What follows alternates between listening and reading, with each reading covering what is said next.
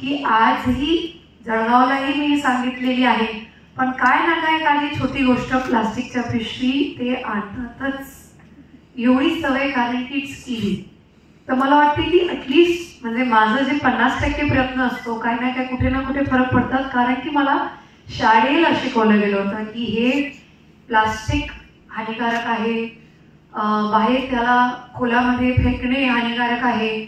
कालच मी बातमी वाचत होती की जगात बनलेला पहिला डायपर मुलांसाठी आजही जिवंत आहे, म्हणजे तो बायोडिग्रेड झालेला नाही.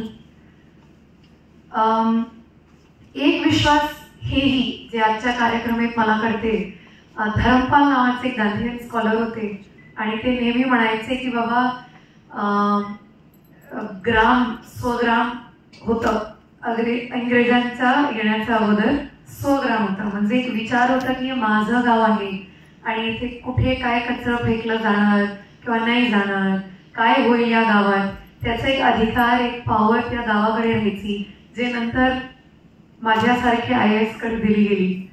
पण आजही मी ज्या ज्या गावांना पाहते जिथे सरपंच ऍक्टिव्ह आहे, शिक्षक ऍक्टिव्ह आहे, मुख्याध्यापक ऍक्टिव्ह आहे आणि त्यांनी जर स्वतःच्या मनावर घेतलं की मला माझं गाव, माझी शाळा स्वच्छ करायची, तर ते 100% होतात.